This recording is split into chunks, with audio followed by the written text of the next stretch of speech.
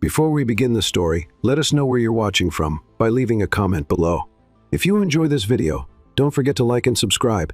Have a wonderful day. Enjoy the story. The evening sun cast long shadows across Isael Chosen's penthouse office, the golden light catching on the edge of the divorce papers that lay before him.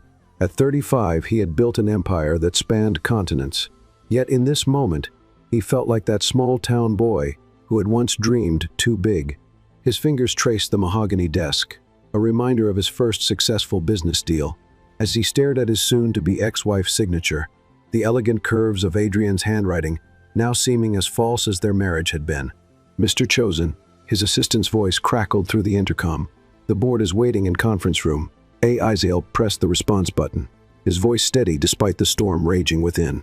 "Tell them I'll be there in 5 minutes." Professional as always, even as his personal life crumbled around him, he stood, adjusting his charcoal Tom Ford suit armor.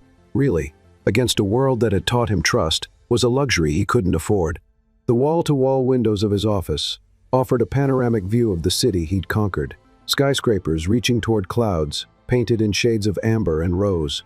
5 years ago, he'd stood in this same spot with Adrienne, sharing dreams of their future together. Now, those memories felt like scenes from someone else's life. The manila envelope on his desk contained more than just divorce papers. There were photographs, evidence of Adrienne's betrayal that his private investigator had collected, images of stolen kisses in London cafes, secret meetings in hotel lobbies, and finally, the damning proof Adrienne accepting a ring from James Hartford, CEO of Hartford Global, while still wearing Isael's wedding band. His phone buzzed with a text from his younger sister Rain. "Big brother, please tell me you're not still at the office. You need to rest." Isael's lips curved in a bitter smile. Rest? Sleep had become a distant memory since the day, 3 weeks ago, when he discovered the truth. That morning had started normally enough. A routine video call with Adrienne, who was supposedly in London for a temporary consulting position. She'd looked flushed, happy even, as she spoke about her projects.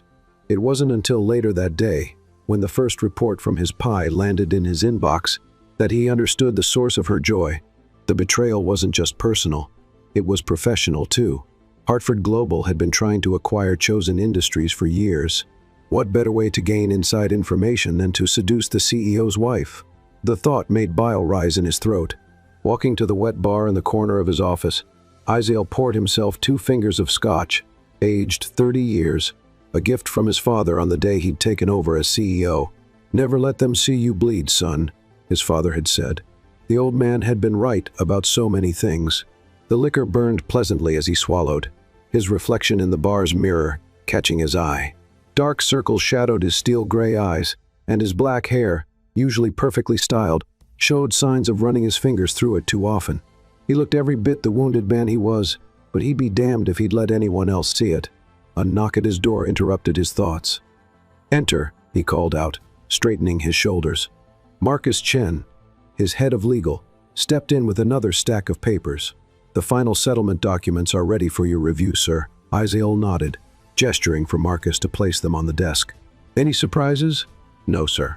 "As expected, Mrs. Chosen, Miss Reynolds, now has agreed to all terms, including the non-disclosure agreement. She's waiving any claim to company shares or property." Of course she was. Hartford Global had made sure she wouldn't need anything from her soon-to-be ex-husband. The thought made his hand tighten around the crystal tumbler. "Sir," Marcus hesitated, "there's something else. The board is concerned about the succession issue." Ah, there it was, the real reason for today's board meeting. Chosen Industries bylaws, written by his traditionalist father, required the CEO to be married with an heir to maintain control. It had never been an issue before. He and Adrienne had been young, with plenty of time for children. Now, at 35, with the divorce looming and his position potentially at risk, it had become a critical problem. "They're worried about stability," Marcus continued, "especially with Hartford Global circling. The shareholders need reassurance." Isael set down his glass with deliberate care. "Tell me, Marcus, how does one find a wife who won't sell company secrets to the highest bidder?" The lawyer shifted uncomfortably. "There are arrangements that can be made. Contract marriages aren't uncommon in our circles." A contract marriage. The idea should have repulsed him, yet something about its cold, business-like nature appealed to his wounded heart. No emotions, no chances for betrayal, just clear terms and mutual benefit. Draw up a preliminary contract, he found himself saying, something ironclad. I want clauses for everything infidelity, corporate espionage, social media behavior. Leave nothing to chance. Marcus nodded, making notes on his tablet. Any specific requirements for potential candidates? Azazel turned back to the window, watching as the city lights began to twinkle in the gathering dusk. Someone intelligent enough to understand what they're signing up for. Professional background, preferably in finance or law. No existing connections to any competing corporations. He paused, then added, and absolutely no one from the social circles Adrian frequented. I'll have HR start discreet screenings, Marcus replied. The board meeting, Azazel said, gathering the divorce papers and slipping them into his desk drawer. He couldn't afford to show weakness, not now, when sharks were circling his company, waiting for any sign of vulnerability. As he followed Marcus toward the conference room, his mind was already shifting gears, strategizing. He'd been a fool once, believing in love and happy endings. It wouldn't happen again. This time, marriage would be what it should have been all along, a business transaction, nothing more.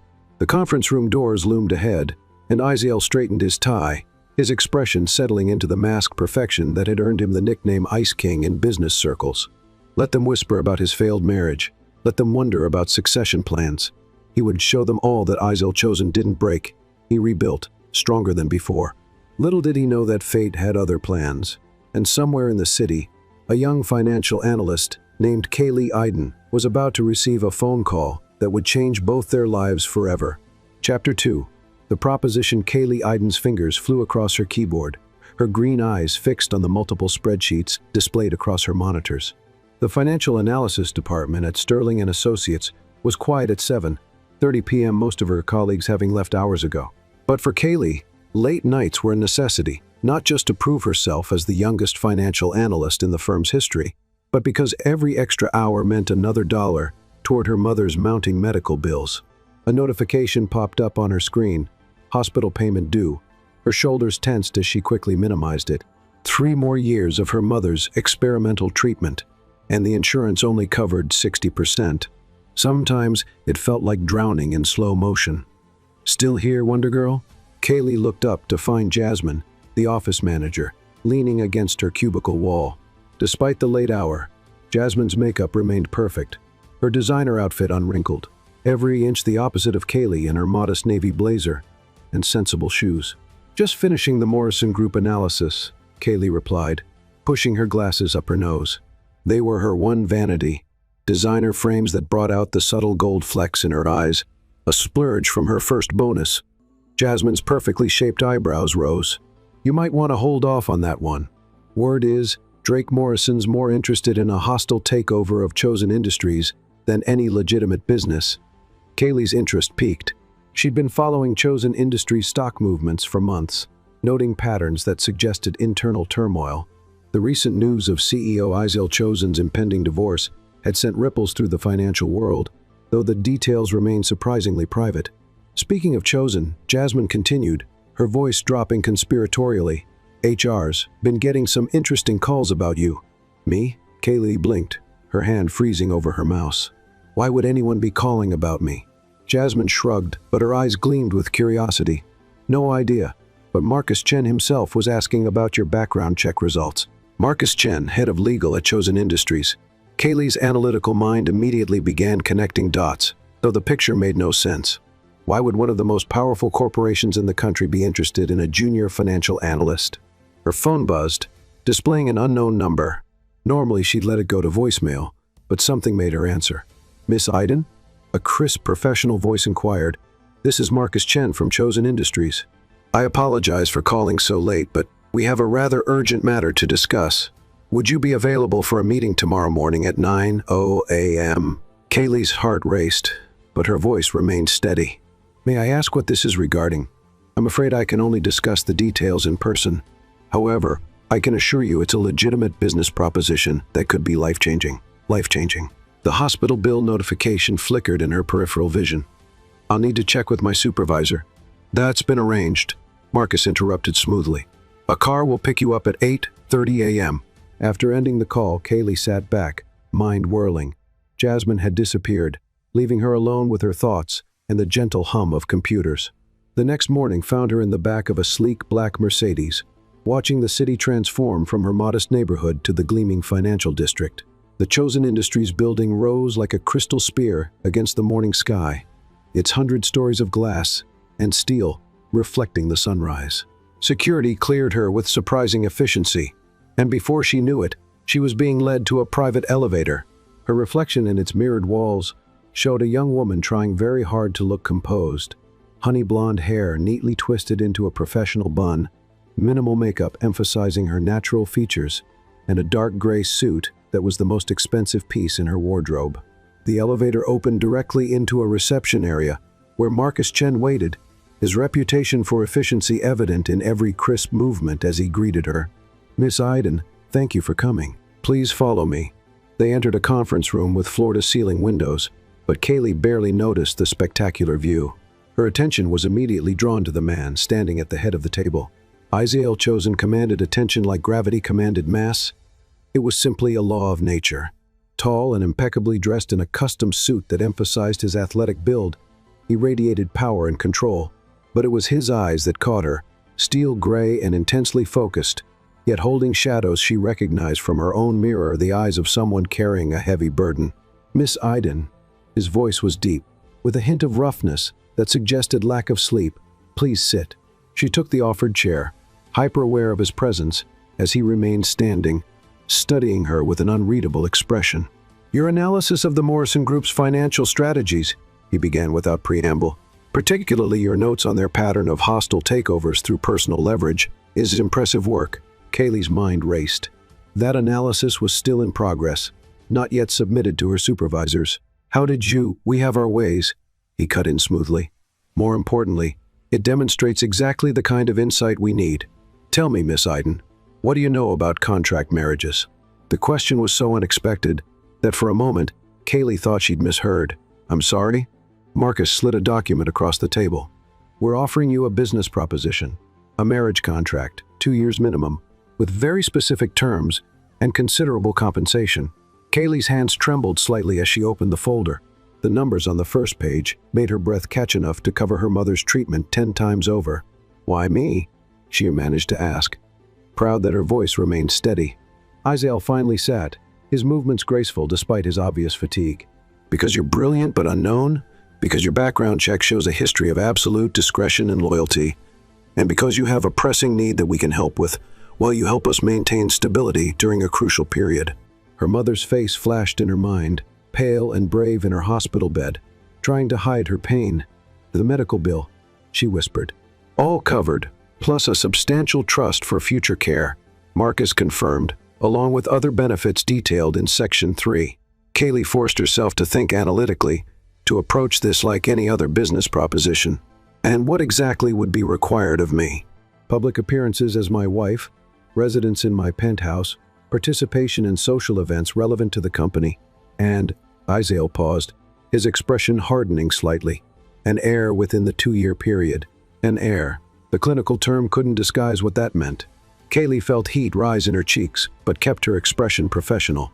"The contract includes strict confidentiality clauses," Marcus added, "and significant penalties for any breach of terms, particularly regarding business intelligence." Or, he glanced at Isaiah, "personal matters." Kaylee understood the unspoken reference to his ex-wife's betrayal.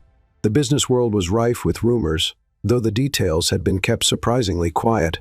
"How long do I have to decide?" she asked, her mind already calculating probabilities and consequences. "Until 5:00 p.m. today," Isaiah replied, standing. "I have a board meeting at 6, where I need to present either a signed contract or a different solution." He moved to leave, then paused beside her chair. This close, she could smell his expensive cologne and see the faint shadow of stubble along his jaw. "Miss Iden," his voice was lower, almost gentle, "I know this is overwhelming, but sometimes the most life-changing opportunities come disguised as impossible choices." After they left, Kaylee sat alone in the conference room, staring at the contract before her. The sun had fully risen now, bathing the city in morning light. Somewhere in that sprawl of buildings was her mother's hospital, where monthly bills arrived with the regularity of terminal illness. Somewhere was her tiny apartment, with its second-hand furniture and careful budgets. And here, in this room high above it all, was a chance to change everything, at the cost of only 2 years of her life and her heart's independence. Little did she know, as she reached for the pen with trembling fingers, that she was about to embark on a journey that would challenge everything she thought she knew about business, loyalty, and love, and that the man who had just left the room, carrying his own carefully guarded wounds, would become far more than just a name on a contract. Chapter 3. Terms and Conditions. The leather chair in Marcus Chen's office creaked softly as Kaylee shifted, her eyes moving methodically through the prenuptial agreement. The wall clock showed 4:30 p.m., 30 minutes before Isael's deadline. Outside the floor-to-ceiling windows, storm clouds gathered, matching the tension in the room. Section 7. 3, she murmured, her financial analyst's mind cataloging every detail. The infidelity clause seems severe. Marcus nodded, his expression carefully neutral. Total forfeiture of assets by the guilty party, plus a penalty of $50 million. He paused, then added quietly, Mr. Chosen was quite insistent on this point. Of course he was. Kaylee had spent her lunch break researching Adrienne Reynolds, Chosen, now Adrienne Hartford. The woman's social media told a story of calculated ambition. Each post, each career move seemingly orchestrated to climb higher in the business world. Her marriage to James Hartford had been announced with stunning speed after the divorce filing. The social media restrictions? Kaylee asked, turning a page. All posts must be approved by the PR department. We provide guidelines for appropriate content and frequency. Marcus gestured to a thick addendum. You'll have a personal stylist, social secretary, and security detail. Everything from your wardrobe to your daily schedule will be coordinated to maintain the image of a proper Chosen Industries executive spouse. The door opened, and Isael entered, his presence immediately filling the room. He'd shed his suit jacket, his crisp white shirt sleeves rolled up to reveal strong forearms. Despite his casual appearance, power radiated from every movement as he took the seat beside her. How are we progressing? He asked, his voice carrying that hint of roughness she was beginning to recognize as fatigue. Miss Iden has some concerns about Section 12, Marcus replied. Ah, yes. Section 12, the air requirement. Kaylee felt heat rise in her cheeks but forced herself to meet Isael's gaze. The timeline seems aggressive. The board requires an heir within 2 years, Isael stated flatly. However, I'm willing to add a clause regarding medical privacy and personal comfort levels within that time frame. Something flickered in his eyes. Was it consideration? Before she could analyze it, his phone buzzed. The message made his jaw tighten. Drake Morrison just bought another 2% of our shares through a shell company, he informed Marcus. He's getting bolder. All the more reason to finalize this today, Marcus responded, sliding another document forward. The marriage license is ready. Once signed, we can have the ceremony tomorrow morning. Tomorrow? Kaylee's heart raced. Everything was moving so fast. She looked down at Section 15.4, divorce terms after contract completion. The settlement was beyond generous, ensuring she and her mother would never want for anything again. I have a counter-proposal, she said suddenly, surprising herself as much as them. Both men turned to her, Isael's eyebrows rising slightly. Regarding, he prompted, Section 9.2, my role in the company. Kaylee sat straighter, channeling every ounce of professional confidence she'd developed. You're not just getting a wife, Mr. Chosen. You're getting a financial analyst with specific insights into Drake Morrison's tactics. I want to be more than a figurehead. A strange expression crossed Isael's face, something almost like respect. What exactly are you proposing? I want access to the company's financial data, not just surface level, but deep analysis permissions. If Morrison is planning something, it'll show in the numbers first. She met his gaze steadily. You need someone who can spot patterns others might miss. Someone whose loyalty is guaranteed by both contract and personal interest. Marcus began to object, but Isael held up a hand, studying her with those intense gray eyes. And in return, I'll sign everything else as is, including the 2-year timeline. Kaylee's heart pounded, but her voice remained firm. But I want to actually help protect your company, not just serve as window dressing. Thunder rumbled outside as silence filled the office. Isael stood, moving to the window to watch the approaching storm. His reflection in the glass showed an expression she couldn't quite read. Add it, he finally said. Full analysis permissions, direct report to me, weekly briefings. He turned back to her. But understand this.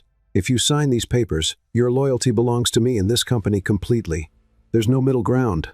The intensity of his gaze made her breath catch. I understand. Marcus began modifying the documents as Isael's phone buzzed again. This time, his sister Rain's name appeared on the screen. Shouldn't you be resting? He answered, his tone softening slightly. A pause. Yes, the contract marriage is proceeding. Another pause. No, you can't meet her yet. The press conference is scheduled for. He moved to the corner of the office, continuing his conversation in low tones. Kaylee used the moment to study him. Despite his commanding presence, signs of strain showed in the tension of his shoulders, the slight shadows under his eyes. This wasn't just business for him, it was personal. Morrison's attempted takeover, coming so soon after Adrian's betrayal, threatened everything he'd built. Miss Seiden, Marcus's voice drew her attention back. The modifications are complete. Shall we proceed? The next hour passed in a blur of signatures and initials. Each page felt heavier than the last as Kaylee signed away her independence. Yet somehow, watching Isael's strong hand move confidently across each document, she felt less like she was giving up her freedom and more like she was stepping into something significant. The final signature was witnessed by Marcus and his assistant just as the storm broke outside. Rain lashed against the windows as Isael stood, buttoning his suit jacket. The car will take you home to pack essentials, he informed her. All business again. The rest of your belongings will be moved tomorrow. The ceremony is at 9:00 a.m. in the penthouse, small, private, just legal witnesses. And after? Kaylee asked, trying to process that in less than 24 hours, she'd be Miss S chosen. After, we have a press conference announcing our marriage and your appointment as special financial analyst. His lips curved slightly. You did want to be more than window dressing, correct? Before she could respond, his phone buzzed yet again. This time, his expression darkened as he read the message. Morrison's called an emergency shareholders meeting for next week, he told Marcus. He's making his move sooner than expected. The marriage announcement should stabilize things, Marcus assured him. Speaking of which, the ring. Isael removed a small velvet box from his pocket, and Kaylee's heart skipped despite herself. The diamond was stunning, elegant rather than flashy, with Art Deco-inspired details that somehow perfectly matched her aesthetic. The family ring stays in the vault, he said quietly, as he slid it onto her finger. His touch was unexpectedly gentle, his hands warm against her cold fingers. This one suited you better. The fact that he'd chosen it specifically for her, that he'd noticed her style preferences even during their brief interactions, caused an unfamiliar warmth in her chest. The ring fit perfectly. Thank you, she whispered, and something shifted in his expression before he quickly masked it. The car is waiting, he said, stepping back. Marcus will send you the schedule for tomorrow. Try to rest. The media circus begins at noon. As Kaylee gathered her things, a flash of lightning illuminated the office.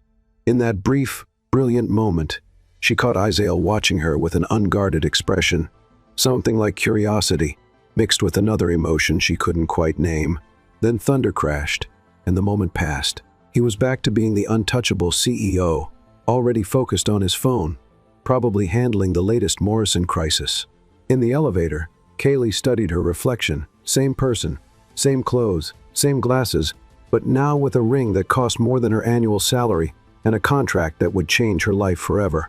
Her mother's voice echoed in her mind from their phone conversation an hour ago. Sometimes the bravest thing we can do is take a leap of faith. The elevator doors opened to reveal her new security detail. Two discreet, but obviously capable men who would now be permanent fixtures in her life. As they escorted her to the waiting car, rain soaking the city streets, Kaylee couldn't shake the feeling that she'd just signed up for far more than a simple business arrangement.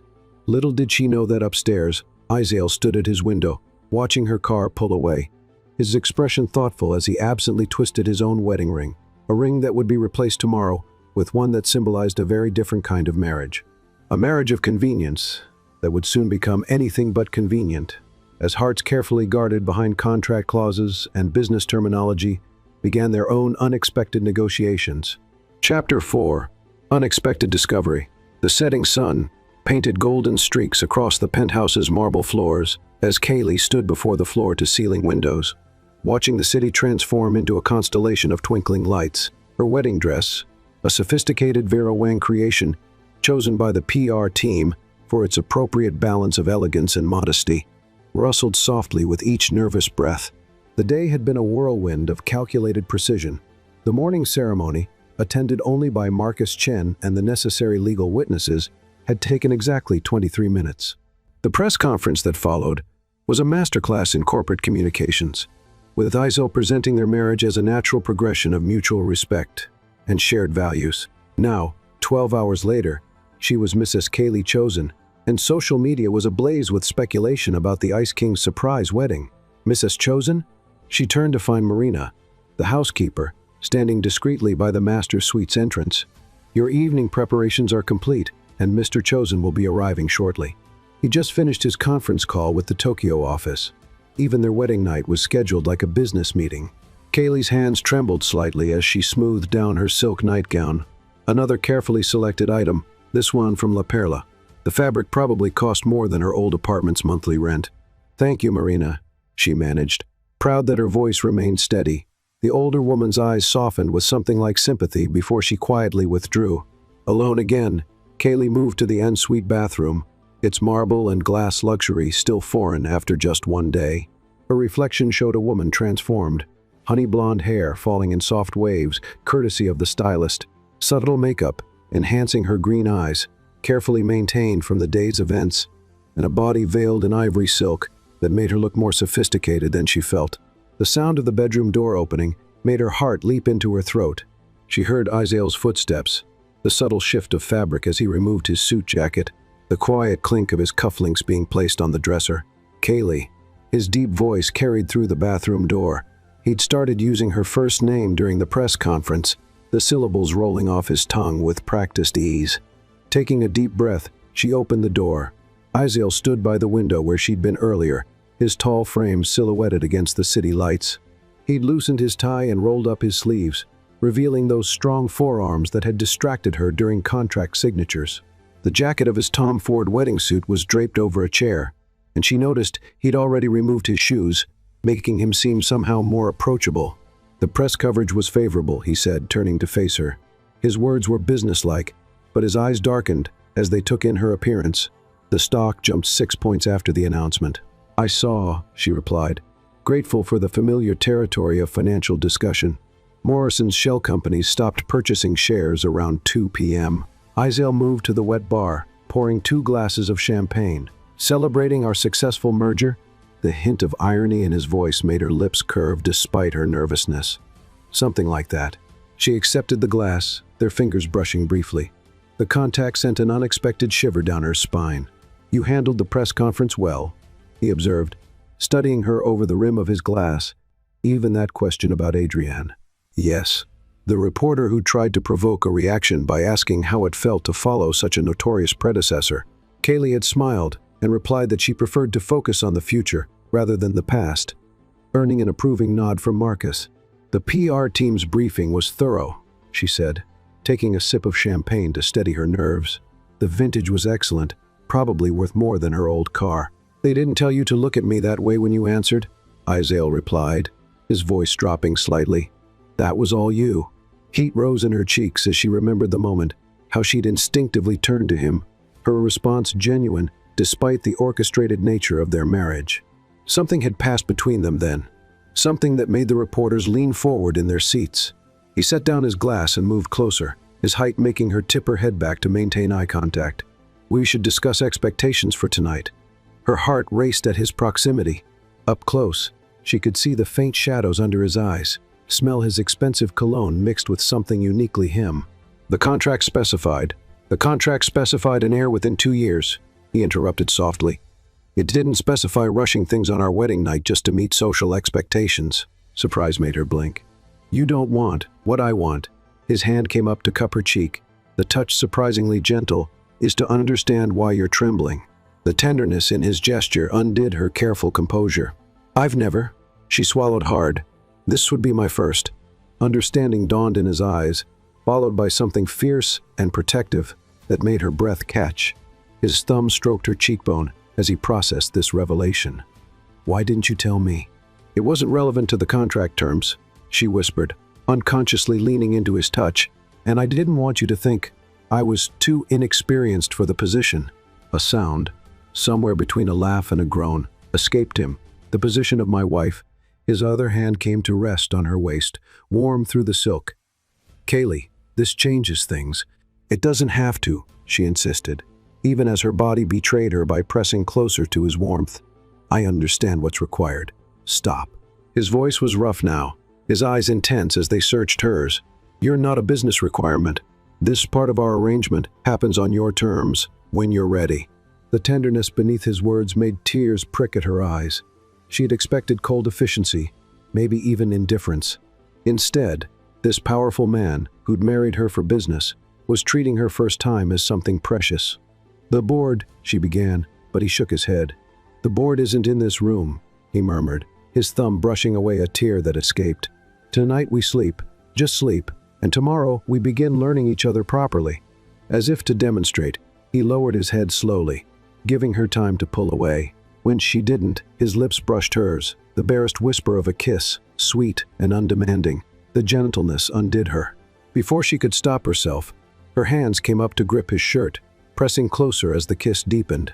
He groaned softly, his arms tightening around her, but maintained careful control even as she felt the rapid beat of his heart against her palms. When they finally parted, both breathing heavily, his eyes had darkened to storm cloud gray.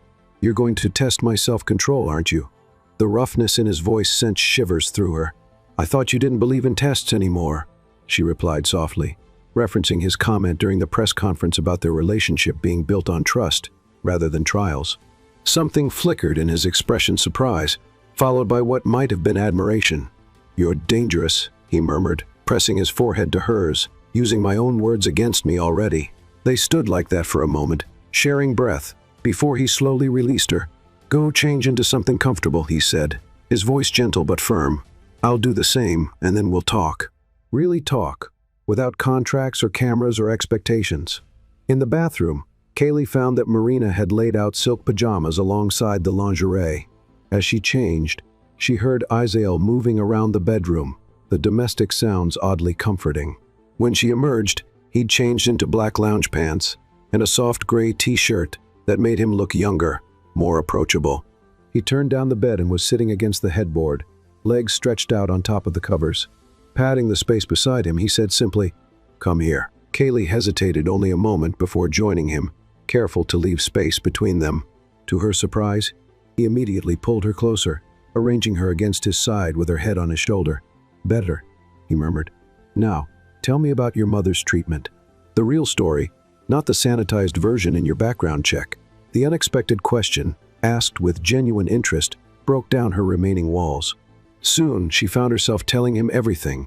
The experimental procedures, the hopeful days and painful setbacks, the hours spent researching medical journals for new options. He listened intently, asking occasional questions that showed he was truly processing her words. His hand absently stroked her hair, the gesture seemingly unconscious but deeply soothing. "The contract's medical coverage will give her access to any treatment she needs," he said when she finished. "I'll have Marcus expedite the paperwork tomorrow." Tears pricked her eyes again at his matter-of-fact kindness. "Thank you. Don't thank me for basic decency," he replied, his voice rumbling under her ear. "Now, your turn to ask me something. Anything you want to know about your new husband." She thought for a moment. "Why did you really give me access to the company's financial data?" "The truth, not the business reason." His chest rose and fell with a deep breath. "Because when you proposed it, you looked alive in a way you hadn't during all the contract discussions, like you weren't just accepting a role, but claiming your place." His fingers continued their gentle stroking of her hair. "It reminded me of myself at your age, back when business was about more than just power and protection." The vulnerability in his admission made her heart ache. Acting on instinct, she turned her face into his neck, pressing a soft kiss to his pulse point. His breath caught, his arm tightening around her. "Careful," he warned, though his voice held more amusement than censure. "I'm trying to be a gentleman here." "You're succeeding," she assured him, settling back against his shoulder. "Tell me about Tokyo." The call seemed intense. They talked for hours, sharing stories and observations, gradually relaxing into each other's space. Kaylee learned about his sister Rain's environmental activism, his father's traditional values that shaped the company culture, his passion for restoring classic cars. In turn, she told him about her college years studying advanced economics, her dream of starting a foundation for families facing medical debt, her secret love of trashy romance novels. Somewhere around midnight, exhaustion began to overtake them. Isael insisted she take the ensuite bathroom first, and when she returned, he'd arranged the pillows and turned down the covers properly. "Sleep," he said softly, pressing a kiss to her forehead before heading to the bathroom himself.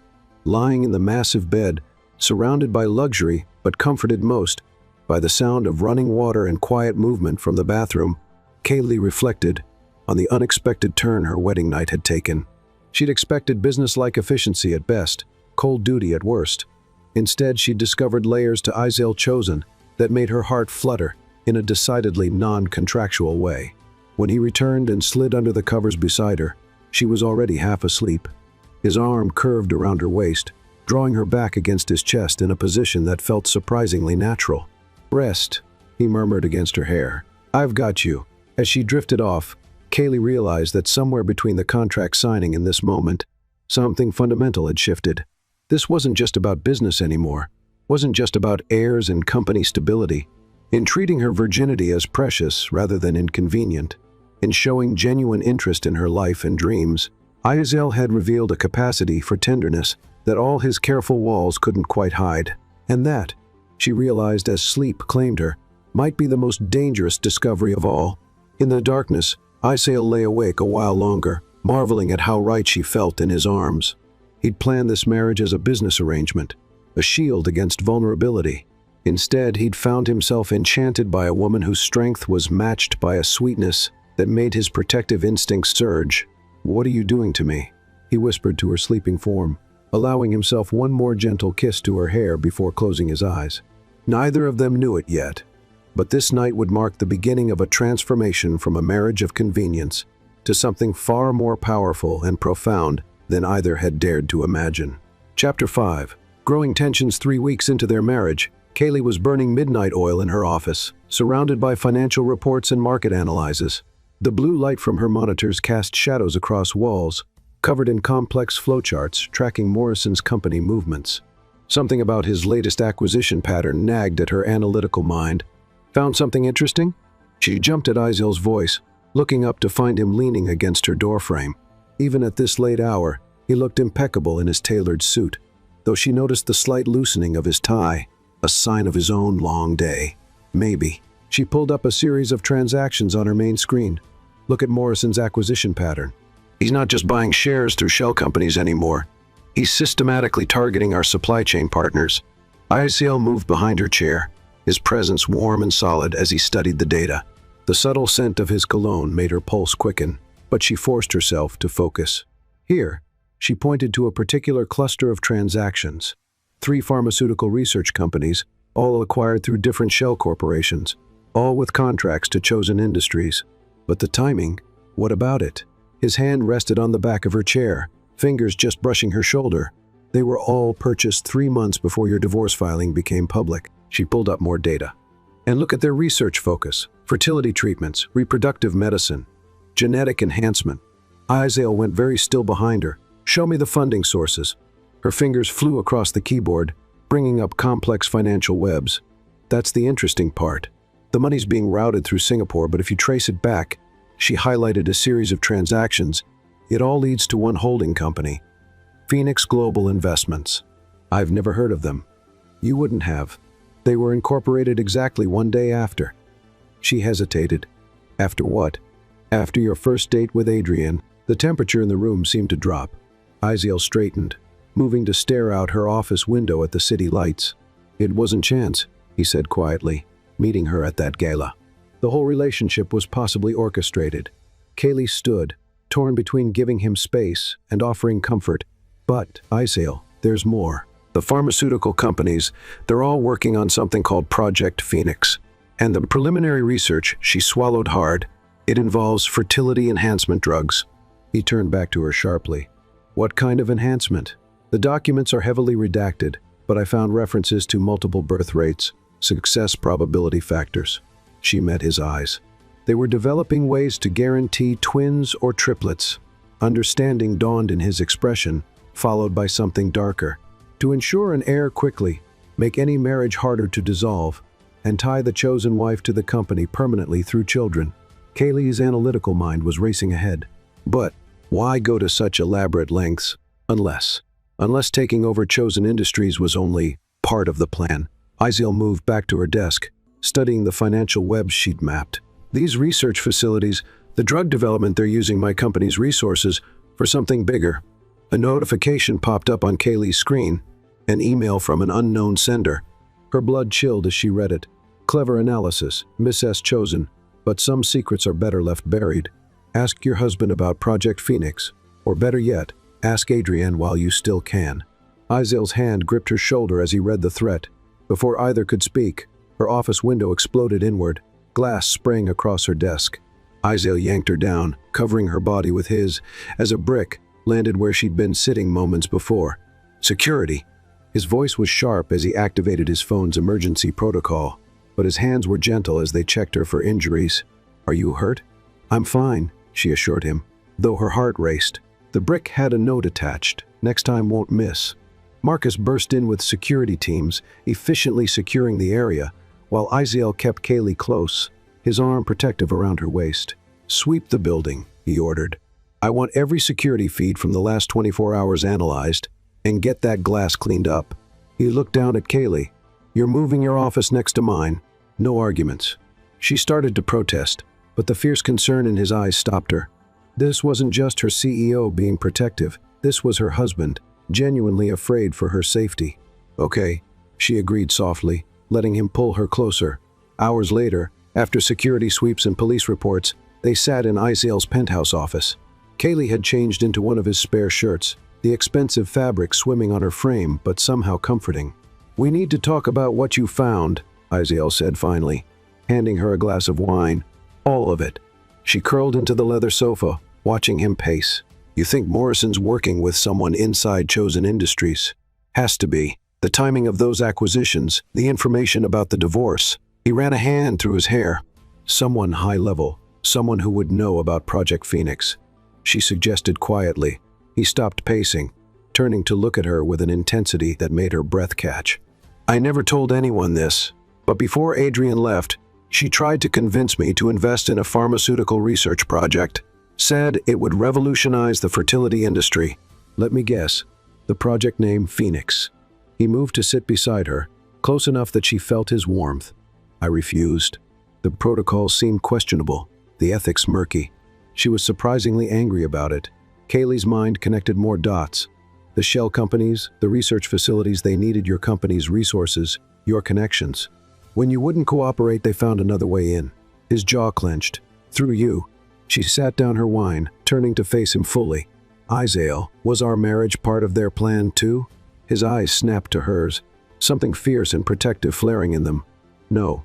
Finding you, choosing you, that was all me. They might have pushed me toward a contract marriage, but you, his hand came up to cup her cheek. You were never part of their scheme. The tenderness in his touch made her heart race. How can you be sure?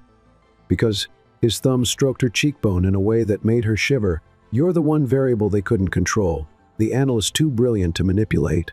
The woman too genuine to corrupt. His voice roughened. The wife who made me feel something real for the first time in years. She leaned into his touch, unable to help herself. What do we do now? We fight back. His other hand found her waist, pulling her closer. Together. No more playing defense. No more reacting to their moves. We find everything they're hiding. Expose every connection. Protect what's ours. What's ours? She whispered, hyper-aware of his proximity. Instead of answering, he kissed her. Unlike their previous careful kisses, this one was deep and passionate, full of the fear and protectiveness and growing feelings neither had fully acknowledged. When they parted, both breathing heavily, he rested his forehead against hers. Everything, he murmured. The company, our marriage, this thing growing between us that terrifies and thrills me in equal measure. She curled her fingers into his shirt, anchoring herself. I thought this was just business for you. It was supposed to be. His laugh was slightly unsteady. Then you walked into my office with your brilliant mind and pure heart. And suddenly, business was the last thing on my mind. A notification on her tablet interrupted the moment. More data about Project Phoenix. But this time, as they studied the information together, something had shifted. His arms stayed around her waist, her head resting naturally against his shoulder as they worked. They were no longer just CEO and analyst, or even contract husband and wife. They were partners in every sense, facing the growing threats together. And somewhere across the city, in a carefully hidden research facility, Drake Morrison received an update about their discoveries. His cold smile held no warmth as he typed a message to his true partner, the woman who had orchestrated everything from the beginning. "They're getting closer, Adrian. Time to move to phase 2. The response came quickly. "Remember the plan. The Ice King's heart has finally thawed. Now we can truly destroy him." But what neither of them knew was that real love, couldn't be used as a weapon. It could only make its bearers stronger. And in the penthouse office, surrounded by evidence of conspiracy, but wrapped in each other's arms, Aziel and Kaylee were discovering just how strong they could be together. Chapter 6. Shadows of the Past. The headlines splashed across every major financial news outlet. Exposed. The affairs that broke Chosen Industries' power couple. Beneath it, intimate photos of Adrian with James Hartford, dated months before the divorce filing, each one more damning than the last. Kaylee stood in Aziel's office, watching his reaction as he scrolled through the articles on his tablet. After 6 weeks of marriage, she'd learned to read the subtle signs of his distress, the tightness around his eyes, the almost imperceptible clench of his jaw. "They're trying to destabilize you before the shareholders' meeting," she said softly, moving to perch on his desk beside him. "The timing's too perfect." Aziel set down the tablet, rubbing his temples. Morrison's work, no doubt. Though how he got these photos... Actually, Kaylee interrupted, pulling up her own research on her laptop. "I don't think it was Morrison. Look at the metadata from the published images." He leaned closer, his shoulder pressing against her hip as he studied the screen. The casual intimacy of the contact still made her heart skip, even after weeks of growing closer. "The timestamps," he murmured, focus sharpening. "These were taken by your own security team," she confirmed. "The ones you hired to investigate Adrian." The photos were stored in Chosen Industries' secure servers. His expression darkened. Another leak from inside. But not just any leak. Kaylee pulled up more data. The access logs show these files were downloaded using executive-level credentials. Someone on the board is working with Morrison. Aziel stood abruptly, pacing to the window. The setting sun cast his profile in sharp relief as he stared out at the city. "I trusted them. All of them." The raw pain in his voice made Kaylee's chest ache. Without hesitation, she followed him, slipping her arms around his waist from behind. Their position of comfort, now established that morning weeks ago, when she'd first discovered Morrison's early knowledge of the divorce. "You trusted them because you're honorable," she said softly against his back. "Their betrayal reflects on them, not you." His hands covered hers, squeezing gently. "When did you get so wise?" "Around the same time you started letting me see behind your walls." He turned in her embrace, one hand coming up to cup her cheek. His eyes searched hers, filled with an intensity that made her breath catch. "I'm beginning to think the contract was the worst mistake of my life." Her heart stuttered. "What?" "It's limiting us," he explained, thumb stroking her cheekbone, making me second-guess every feeling, every touch, wondering what's real and what's obligation. "And what feels real right now," she whispered, hardly daring to breathe. Instead of answering, he lowered his head and kissed her.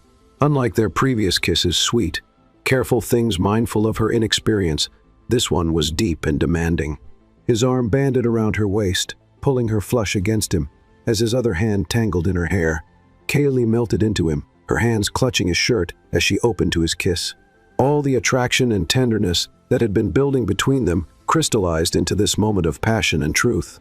When they finally parted, both breathing heavily, he rested his forehead against hers. "That," he said roughly, "that feels real." Before she could respond, his phone buzzed with an urgent message. The spell broke as reality crashed back in. Moving to check it, his expression hardened. "Morrison's called an emergency press conference," he reported. "In an hour." Kaylee was already moving to her laptop. "He'll try to use the photos to challenge your leadership, paint you as emotionally compromised. Let him try." Aziel's voice held a dangerous edge. "I'm done being reactive. It's time to hit back." She looked up, catching the gleam in his eye. "You have a plan. We have a plan." He moved back to her, tilting her chin up. "You found the connection between Morrison and Project Phoenix." Now we use it. The shareholders' meeting, she realized. If we can prove Morrison knew about Adrienne's betrayal in advance, we prove conspiracy. He nodded. But we need absolute certainty. One mistake, and we'll look paranoid, playing into their hands. Kaylee bit her lip, thinking, the Singapore shell companies. If I can trace the money back to Hartford Global, do it. He pressed a swift, hard kiss to her lips. I'll handle Morrison's press conference. You follow the money. She caught his arm as he turned to leave. Isael, the photos, are you okay? Something softened in his expression. I thought seeing them would hurt more, he admitted. But looking at Adrienne with Hartford, all I feel is gratitude. Gratitude? His hand cupped her cheek again, eyes intense. Her betrayal led me to you. The simple sincerity of his words made her heart swell. This time, she initiated the kiss, rising on tiptoes to press her lips to his. He responded immediately, gathering her close for a moment that felt like a promise. The phone buzzed again, Marcus with press conference preparations. They separated reluctantly, though Isael's hand lingered on her waist. Be careful, he murmured. Morrison's desperate now. That makes him dangerous. I will, if you will, she countered, straightening his tie in their familiar gesture. His smile held a predatory edge. Oh, I'm counting on him underestimating me, just like he underestimated my wife. The pride in his voice made her stand straighter. As he left to prepare for the press conference, Kaylee turned back to her laptop with renewed determination. She'd earned that pride, protecting this man who was becoming far more than just her contract husband. Hours later, she was deep in financial records when she found it, the smoking gun that proved Morrison's connection to Hartford Global. But it was the next document that made her blood run cold. Project Phoenix wasn't just a corporate takeover, it was something much worse. Her hands shook as she dialed Isael's number. I found it, she said when he answered. But, Isael, it's bigger than we thought. So much bigger. Come to the penthouse, he replied, his voice tight with concern. Don't stop for anything. I'm sending extra security. She gathered her evidence and headed for the elevator, mind racing. The pieces were falling into place, revealing a conspiracy that went beyond business rivalry into something potentially devastating. In the penthouse, she found Isael pacing, his tie loosened and sleeves rolled up. The press conference had been brutal, Morrison throwing accusations, implying instability at Chosen Industries, but Isael had remained ice cold, his responses calculated to project strength. The moment she entered, he pulled her into his arms, holding her tightly for a long moment before stepping back to look at her findings. As she explained what she'd discovered, his expression grew increasingly grim. When she finished, silence filled the penthouse. If you're right, he finally said, we're not just fighting for the company anymore, we're fighting for lives. I'm right. She pulled up more documents. Look at the testing data, the signatures.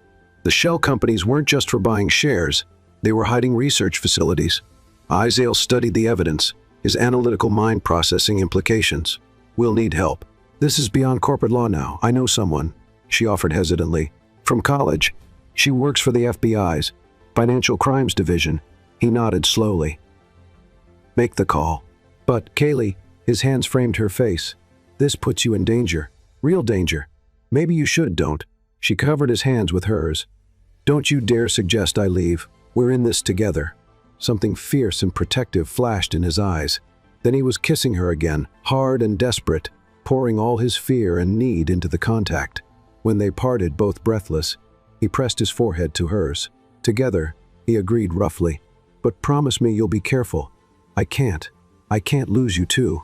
The vulnerability in his voice made tears prick her eyes. You won't, she whispered. I'm not going anywhere.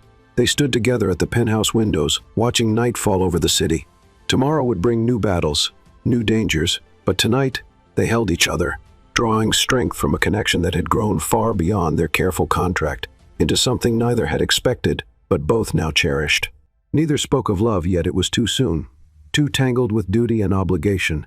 But as Isael's arms tightened around her, as Kaylee leaned back against his solid warmth, both felt it growing, inevitable as the sunrise. Chapter 7. Threats and Promises. The early morning silence of Chosen Industries' executive floor was shattered by the sound of breaking glass. Kaylee stumbled back from her desk, heart racing, as she stared at the object that had just crashed through her office window. A brick wrapped in paper. The message clear. Back off, or the next one won't miss. Her hand instinctively went to her stomach. where, for the past few days, she'd been harboring a secret suspicion. The morning sickness had started subtly, but as a woman who tracked everything meticulously, she knew her body's rhythms. She hadn't told Isael yet, wanting to be certain, before adding this complication to their already tense situation. Miss S. chosen.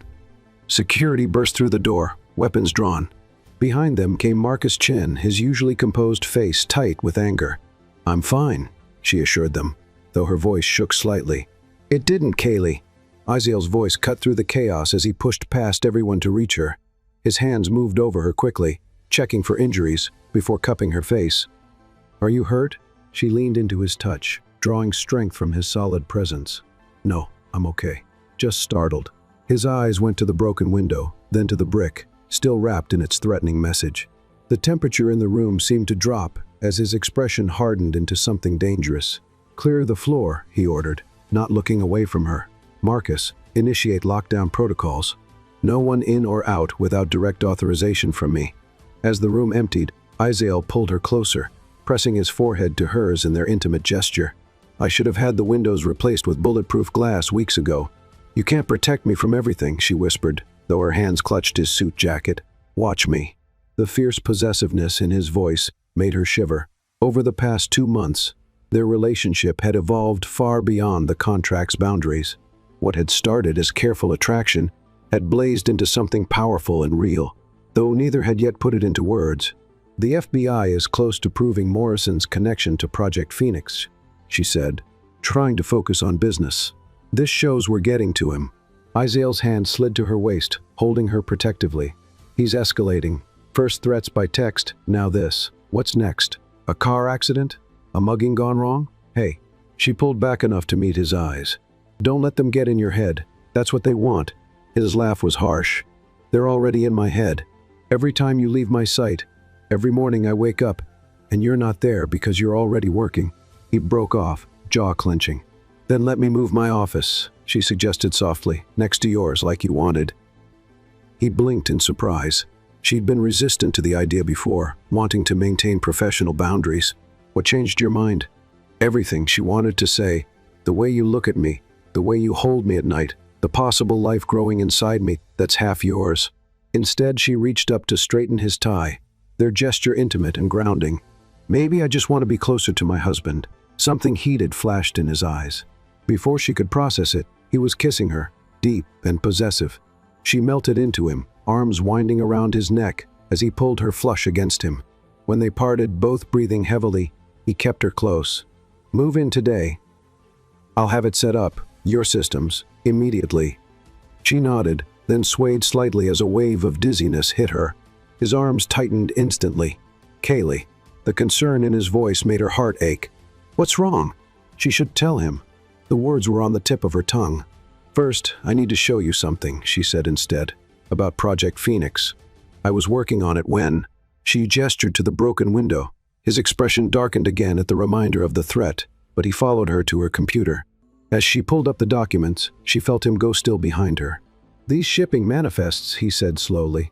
"The chemical compounds. They're not just planning a hostile takeover," she confirmed. "They're manufacturing something illegal, something dangerous. The research facilities we trace through the shell companies, they're not development labs, they're production facilities." Isael's hands gripped the back of her chair. "If this gets out, it would destroy Hartford Global, and everyone connected to them, including Adrienne," she finished. His voice was grim. "No wonder they're desperate to stop us." Another wave of dizziness washed over her, stronger this time. She gripped the desk, trying to hide it, but Isael noticed immediately. "That's it," he said firmly. "You're seeing the doctor. Now." "I'm fine," she protested. "We need to focus on—" "You're not fine." His voice gentled as he turned her chair to face him. "You've been pale for days, barely eating. Don't think I haven't noticed." The concern in his eyes undid her. "Isael, please," he said softly. "Let me take care of you." Those words, from this powerful man who trusted so rarely, broke down her last resistance. "Okay," she whispered, "but I think I know what's wrong." His expression sharpened. "Tell me." Instead of speaking, she took his hand and placed it low on her stomach. For a moment he looked confused, then understanding dawned in his eyes, followed by something she'd never seen before, raw, unguarded joy. "You're sure?" His voice was rough with emotion. "Pretty sure," she admitted. "I wanted to confirm before telling you, with everything else happening." He cut her off with a kiss, this one achingly tender. When he pulled back, his hand still rested protectively over her stomach. "Everything else just became secondary," he said firmly. "Your safety, your health, our—" He swallowed hard. "Our baby. That's all that matters now. The company can wait an hour while I take my wife to the doctor." His tone brooked no argument. As if to emphasize his point, he lifted her into his arms, ignoring her startled squeak. "Isaiah, I can walk." "Humor me," he murmured, pressing a kiss to her temple. "I just found out I'm going to be a father. I'm allowed to be overprotective." In the car, with security following closely, Kaylee curled into his side. His hand never left her stomach, thumb stroking gentle patterns that made her heart flutter. "I know the timing isn't ideal," she said softly. "With Morrison and Project Phoenix." "The timing is perfect," he interrupted, his hand pressing gently against her stomach. "This is everything I never let myself hope for. A child with a woman eye." He broke off, but Kaylee's heart raced at what he'd almost said. Before she could respond, her phone buzzed with a message from her FBI contact. "Evidence secured. Moving on facilities tonight. Stay safe." Isaiah read it over her shoulder, his arm tightening around her. "It's almost over. But Morrison's still out there," she reminded him. "And now he's escalating. Let him." Isaiah's voice held that dangerous edge again. "He threatened my wife, endangered my child. When this is done, there won't be enough pieces left of him to fill a prison cell." The doctor's office was already cleared by their security team when they arrived. An hour later, Kaylee lay on an exam table, gripping Isaiah's hand as the ultrasound technician moved the wand over her stomach. And there, the technician pointed to the screen, a strong heartbeat. Kaylee felt tears slip down her cheeks as she watched the tiny flutter. Beside her, Isaiah made a sound she'd never heard before, something between a laugh and a sob. "Everything looks perfect," the doctor assured them. "About 8 weeks along. Would you like to hear the heartbeat?" At their nods, she flipped a switch. The room filled with a rapid whooshing sound, their baby's heartbeat, strong and fast and real. Isaiah brought their joined hands to his lips, pressing a fierce kiss to her knuckles. When she looked at him, she saw tears in his eyes too. "Thank you," he whispered, and she knew he meant for more than just the baby. Back in the car, heading to the office where crisis teams waited, Kaylee studied her husband's profile. The joy of their news hadn't erased the tension in his jaw, the worry in his eyes. "We're going to be okay," she said softly, laying her head on his shoulder. His arm curved around her protectively. "Yes," he agreed, his voice steel and velvet, "because I'm done playing defense. Morrison wants a war? I'll give him one. No one threatens my family." The possessive heat in his voice made her shiver. This was a side of Isaiah she'd glimpsed before, but never so clearly. The predator beneath the polished exterior, the man who would burn the world to protect what was his. And as his hands settled once again over their growing child, Kaylee realized that, somewhere between contract clauses and corporate warfare, she'd given him her heart completely. The question was, when the dust settled and the danger passed, would he want to keep it? Chapter 8. Unexpected Joy. The morning sun streamed through the penthouse windows as Kaylee stood before the full-length mirror, studying her reflection. At 12 weeks pregnant, her figure was still mostly unchanged, but she swore she could see a slight curve to her abdomen. Her hand rested there protectively as she remembered the events of the past month, the FBI raids on Morrison's facilities, the media frenzy over Project Phoenix, and most importantly, the way Isaiah had transformed since learning about the baby. Gone was the careful distance he'd maintained, even after they'd grown closer. Now his touches were constant, possessive, a hand at her waist during meetings, fingers laced with hers under conference tables, arms pulling her close every night as they slept. He'd even moved her desk into his office, unwilling to let her out of his sight after the brick incident. "You're going to be late for the ultrasound." His voice came from the doorway, warm with affection. She turned to find him watching her with that intense expression that had become more frequent lately, like she was something precious he couldn't quite believe was his. "Just thinking," she said softly, as he crossed to her. His arms slipped around her from behind, hands covering hers on her stomach. "About how different everything is from what we planned." She leaned back against his chest. When you signed that contract," he interrupted gently, "you saved me from becoming exactly what they called me, the Ice King, cold and untouchable. His lips brushed her temple. "Now look what you've done to me." She turned in his embrace, straightening his tie in their familiar gesture. "What have I done to you?" His eyes darkened as they searched hers. "You've made me hope again." The simple honesty in his voice made tears prick at her eyes. Damn pregnancy hormones. Before she could respond, his phone buzzed with a message from security. The car was ready. The drive to the doctor's office was quiet, both lost in thought. Kaylee's hand remained entwined with his thumb stroking absent patterns on her skin. The past month had brought major developments in the Project Phoenix case. Evidence of illegal chemical manufacturing, proof of Morrison's connection to Hartford Global, and, most damning, a paper trail leading straight to James Hartford's private accounts.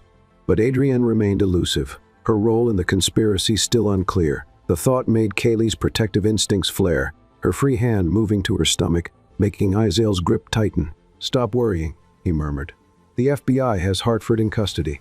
Morrison's assets are frozen. It's almost over." "I know," she sighed. "I just can't help feeling like we're missing something." He brought their joined hands to his lips, kissing her knuckles. "Today is about our baby, not them. Let me give you that, at least." The tenderness in his voice made her heart flutter. These moments of vulnerability from him were becoming more frequent, each one a gift she treasured. At the doctor's office, now familiar with their security protocols, they were quickly shown to an exam room. Kaylee changed into a gown, trying to ignore how her hands shook slightly. Something felt different today, anticipation or anxiety. She couldn't tell. Izel helped her onto the exam table, his touch gentle but sure. When the technician entered with the ultrasound machine, his hand found hers immediately. "All right, Mrs. Chosen," the technician smiled. "Applying the gel, let's see how your little one is doing." The room filled with the now familiar whooshing sound of their baby's heartbeat. But then, the technician's eyes widened as she moved the wand. "Well, this explains why your hormone levels were so high." Kaylee's heart raced. "What is it? Is something wrong?" "Nothing's wrong," the technician assured her, grinning. "But listen carefully." They did, and there it was. Not one heartbeat, but two, slightly out of sync. "Twins," the technician announced proudly. "Two healthy babies, right on track for development." Kaylee's free hand flew to her mouth as tears spilled down her cheeks. Beside her, Izel had gone completely still. "Twins," his voice was rough with emotion. "You're sure?" The technician turned the screen, pointing out two distinct shapes, two tiny hearts beating strong and fast. "Absolutely sure. Congratulations, Mr. and Mrs. Chosen. You're having twin boys. Boys. Two of them." Kaylee looked up at Izel and found him staring at the screen with an expression of pure wonder she'd never seen before. His hand trembled slightly in hers. He swallowed hard. "I need a moment." He stepped out of the room quickly, leaving Kaylee concerned until the technician smiled knowingly. "Don't worry. Dads often need a minute when they find out about twins. It's overwhelming in the best way." When Izel returned a few minutes later, his eyes were suspiciously bright, but his smile was radiant. He moved immediately to Kaylee's side, pressing a fierce kiss to her forehead. "Thank you," he whispered against her skin, "for everything." The drive home was filled with a different kind of silence, one buzzing with joy and possibility. Izel's hand rested on her stomach the entire time, as if he couldn't quite believe their miracle had doubled. In the penthouse elevator, he finally spoke. "I need to tell you something." Kaylee's heart skipped at his serious tone. "What is it?" Instead of answering, he guided her to the living room couch, sitting close enough that their knees touched. "When I had Marcus draw up our marriage contract," he began slowly, "I thought I was protecting myself, creating a safe, controlled way to meet the board's requirements while keeping my heart locked away." She reached for his hand, offering silent support as he gathered his thoughts. "But you?" He lifted their joined hands to his chest, pressing them over his heart. "You didn't just meet the requirements. You didn't just give me an heir, now two heirs. You gave me back my ability to feel, to trust, too." He broke off, emotion making his voice rough. Kaylee felt tears building again as she understood what he was trying to say. "To love," she whispered. His eyes met hers, intense and vulnerable. "Yes," he admitted softly. "I love you, Kaylee. Not because of the contract, not because of the babies, but because you walked into my life and made me whole again." Joy burst in her chest like sunshine through clouds. "I love you too," she said through happy tears. "So much." He pulled her into his lap, kissing her with a passion that made her head spin. When they parted, both breathing heavily, He rested his forehead against hers. "Marry me," he murmured. She laughed softly. "We are married." "No," he pulled back to meet her eyes. "Marry me for real. No contracts, no business arrangements. Just us, our boys, and love." "Yes," she whispered, happy tears falling. "Yes to all of it." He kissed her again, tender and fierce at once, his hands cradling her still flat stomach, where their sons grew strong. The moment was interrupted by his phone, buzzing urgently the FBI. They'd found something in Hartford's files. Reality crashed back in, but differently now. They weren't just fighting for the company anymore, but for their family's future, their son's future. Izel's expression hardened as he read the message, but his touch remained gentle on her stomach. "We end this," he said firmly. "All of it. Then we focus on what matters, you and our boys." Kaylee covered his hands with hers, feeling the strength of his love surrounding her. Together, always, he promised, and sealed it with a kiss that felt like coming home. Later that night, as they lay in bed, with his hands protectively cradling her stomach, Kaylee realized that their contract marriage had given them something no legal document could have predicted. A love story written in board meetings and business deals, in quiet moments and shared battles, in twin heartbeats and promises of forever. And somewhere across town, unbeknownst to them, Adrian Hartford was making plans that would test that love to its very limits. Chapter 9. Confessions Under Fire. The first warning came silently, a slight flicker in the penthouse's security monitors at 2:43 a.m. In their bedroom, Kaylee stirred, one hand protectively covering her 16-week pregnant belly where their twin boys grew strong. Her analyst's instincts, honed by months of watching for threats, registered the abnormality even before the alarms triggered. "Isel," she whispered, reaching for her husband. The bed beside her was empty, but still warm. He'd been working late in his study, reviewing Project Phoenix files. The security panel by their door flashed red, breach detected, server room level. Her tablet lit up with cascading alerts. Firewall breaches, security protocols failing in sequence, emergency systems activating throughout the building. This wasn't a random hack. This was a carefully orchestrated attack. The bedroom door opened, and Kaylee tensed until Izel's familiar silhouette appeared. Even in crisis, he moved with controlled precision, already changed from his sleep clothes into tactical gear she hadn't known he owned.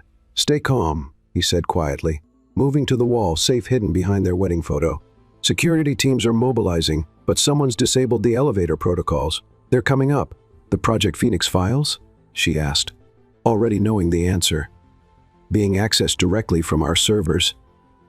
He removed a handgun and what looked like body armor. "They're erasing their tracks." Kaylee's mind raced as she quickly changed into practical clothes, noting how Izel positioned himself between her and the windows. After last week's ultrasound revealing their twins, his protective instincts had intensified. Now, with active threats in the building, she could practically feel his tension. "Marcus is 5 minutes out with tactical support," he reported, checking his phone. "But we're not waiting. The panic room in my office." "No," she interrupted, moving to her laptop. "The server room first. I installed a backup system after the brick incident. If I can't stop them erasing files, I can at least..." The lights died, plunging them into darkness broken only by emergency strips along the floor. In the distance, they heard elevator machinery grinding to a halt. "They've cut main power," Izel said grimly. "Auxiliary systems in 10 seconds. Kaylee counted down in her head, using her laptop's light to gather essential drives and tablets. 8, 7, 6. At 3, her email pinged. The message preview made her blood freeze. Adrian calling. "Did you really think those twins were natural? Check the Project Phoenix fertility enhancement data. Time to see what our formula can really do." Understanding hit like a physical blow. "The twins," she breathed, hand pressing against her stomach where their sons moved restlessly, sensing her distress. "They engineered." Number Izel's voice was fierce as he pulled her close. "Those are our boys. Nothing they did." Footsteps in the hallway silenced him, multiple sets moving with military precision. "The office," he whispered, "now."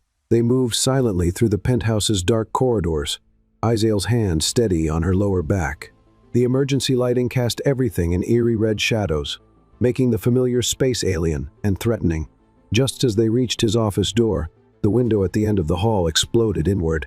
Black-clad figures rappelled through, weapons raised. "Get down!" Izel shoved her through the doorway as bullets sparked off the wall. She rolled instinctively, protecting her stomach, while scrambling behind his massive desk. More windows shattered. They were being breached from multiple sides. Through the chaos, she heard Isil returning fire, covering her position. The sounds echoed strangely in the darkness, punctuated by shouted commands and the crunch of broken glass. "Quite a security system you've installed, Chosen." Drake Morrison's voice cut through the noise as he stepped through the ruined window. "But then, you always did prefer to handle things personally." "Stay behind me," Isil ordered, positioning himself between Kaylee and the intruders. His voice turned arctic as he addressed Morrison. "You're under federal investigation. Your assets are frozen. What's left to gain?" "Everything." Morrison's smile was cold in the emergency lights. "The FBI has Hartford. Yes. They've frozen our visible assets. But Project Phoenix," he gestured to the armed men surrounding them, "this is just the beginning." "The fertility drugs," Kaylee said from behind Isil, her analytical mind still working despite the fear. "You were testing compounds." Morrison's eyes fixed on her stomach, making Isil tense further. "Though I must say, you proved a more successful test subject than we anticipated. Twins on the first try. Rather impressive results." Pure rage flashed across Isil's face at the implied threat to their children. His gun never wavered from Morrison's chest, but Kaylee felt his other hand reach back, checking her position behind him. "If you've hurt them," he growled, every word promising violence. "Oh, the drugs are harmless enough," Morrison assured them, "perfectly engineered to increase multiple births without side effects. Your sons are fine." His smile turned predatory. "For now." The threat hung heavy in the air. Kaylee's mind raced through options, remembering the backup servers, the hidden files, the evidence trail she'd built over months. All they needed was time. Her hand found Isil's back, pressing twice their silent signal, developed over months of boardroom battles. His slight nod was imperceptible to anyone else. "Why the elaborate scheme?" she asked, keeping Morrison talking. "Why not just a hostile takeover? Because normal methods don't work on him." Morrison nodded at Isil. "The Ice King, untouchable and unbeatable in business. But everyone has weaknesses. His was Adrian until she proved less useful than anticipated. She was working with you from the start," Isil realized, voice hard. "Our entire marriage was a setup." "She had ambitions beyond being a CEO's wife," Morrison agreed. "Though I must say, her replacement has exceeded expectations." His eyes fixed on Kaylee again. "You've done what she couldn't, given him an heir, earned his trust, made him vulnerable." "You're wrong," Kaylee said quietly, her free hand finding Isil's back again. "Love isn't weakness." Morrison laughed. "No? Then why is the great Isil Chosen standing here with a gun he won't fire? Because he's terrified a stray bullet might hit his precious wife and unborn sons." "Because," Isil's voice turned deadly soft, "he's waiting for his wife's signal." Kaylee squeezed his back twice confirmation. In one fluid motion, she dropped and rolled right as Isil fired, hitting Morrison's shoulder just as the penthouse's sprinkler system activated. The sudden deluge caused chaos. Through it, she heard Marcus Chen's tactical team breaching from multiple entry points, their coordinated assault taking Morrison's men by surprise. "Kaylee!" Isil's hands found her in the confusion, pulling her up and against him. "Are you hurt?" "We're okay," she assured him, guiding his hand to her stomach, where their sons kicked vigorously, agitated by the excitement. "All of us." His arms tightened around her, one hand spanning her belly protectively, while the other kept his weapon trained on Morrison. As FBI agents secured him, Isil's voice was rough with emotion. "I thought, when I saw them threatening you and our boys," she pressed her fingers to his lips, "you protected us. Like always." His eyes searched hers, intense even through the falling water. "I love you," he said fiercely. "Contract or no contract, manipulation or no manipulation. What I feel for you is real." "I know," she whispered, rising on tiptoes to kiss him softly. "I've always known." One of the twins kicked particularly hard, making them both laugh despite the tension. Even in chaos, their sons reminded them of what really mattered. Marcus approached, looking apologetic despite his tactical gear. "Building secure. We found the server room team Hartford's personal security. They were trying to destroy evidence." "Trying?" Kaylee asked. Marcus smiled grimly. "Your off-site backups proved very useful. The FBI has everything they need now." Isael's arm tightened around her waist. And Adrian? In custody as of 10 minutes ago, Marcus confirmed. Picked up trying to board a private jet to Singapore. Relief made Kaylee's knees weak. It was over finally. Truly over. Take me home, she whispered to Isael. Not here. The house in the Hamptons. The first want peace for a while. He pressed a fierce kiss to her temple. Anything you want. You and our boys are all that matters now. Later, in their secure SUV heading east out of the city, Kaylee curled into Isael's side. His hand rested protectively over their sons, who had finally settled after the excitement. They're calm now, she murmured. Fighting spirit, he said softly. Like their mother. She looked up at him, studying his beloved face in the passing lights. Does it bother you that they use those drugs? No. His answer was immediate and firm. They may have engineered the timing, but these boys are ours. Every kick, every heartbeat, every moment of joy they've brought us, that's real. That's ours. As dawn broke over the horizon, painting the sky in shades of hope, Kaylee felt their sons move again. Gentle now, peaceful. Whatever Morrison and Adrian had planned with their fertility drugs, they'd failed in one crucial way. Love couldn't be engineered or controlled. Real love, like the kind growing between them and their unborn sons, could only be chosen, cherished, and protected. And in that, they had already won. The Hamptons house waited ahead, promising sanctuary and peace. Behind them, the FBI was unraveling Project Phoenix's full scope. But in that moment, with Isael's arms around her and their boys safe beneath her heart, Kaylee knew the real victory had nothing to do with business or revenge. They had fought for this love, chosen it despite manipulation and danger. Their sons might have been engineered by their enemies' schemes, but they would be born into a family forged by something stronger than any contract. A love that had transformed both ice and fear into unshakable trust. And that was a victory worth all the battles it had taken to win it. Chapter 10. Twin Blessings. The Hamptons estate was bathed in early morning light when Kaylee's water broke. 3 weeks before her due date, she'd been in the garden, enjoying the peace they'd found here over the past months, while Isael worked remotely, keeping the company running from his home office to stay close to her. Isael, she called, one hand bracing against a rose trellis, while the other cradled her prominent belly. Their sons had been particularly active all morning. She should have recognized it as a sign. He appeared almost instantly, as if he'd been watching from his office window. One look at her face, and he was moving, swift and sure. Now? He asked, already supporting her weight. She nodded, managing a smile despite the first contraction building. Your sons are apparently as impatient as their father. His laugh was slightly shaky as he helped her inside. Everything was prepared. Hospital bags packed. Security protocols in place. Their private medical team on standby. After the confrontation with Morrison 3 months ago, they left nothing to chance. Marcus, Isael spoke into his phone while guiding her to the car. It's time. Full security protocol alpha. The drive to the private medical facility was a blur of increasing contractions and Isael's steady presence. He never let go of her hand, even while coordinating with security teams and medical staff. I've got you, he murmured repeatedly, pressing kisses to her knuckles. You're doing so well, my love. Despite the pain, Kaylee couldn't help smiling at the endearment. The Ice King had melted completely in these past months, showing her a tenderness that still took her breath away. The medical facility was already locked down when they arrived, security teams visible at every entrance. Their FBI liaison had insisted on maintaining protection until Morrison and Adrian's trials were complete. Miss S. chosen, Dr. Reynolds greeted them as they entered the maternity suite. Let's check on these boys of yours. The next few hours passed in a haze of monitored contractions and careful preparations. Isael never left her side, alternating between fierce protectiveness when speaking to security or medical staff and incredible gentleness with her.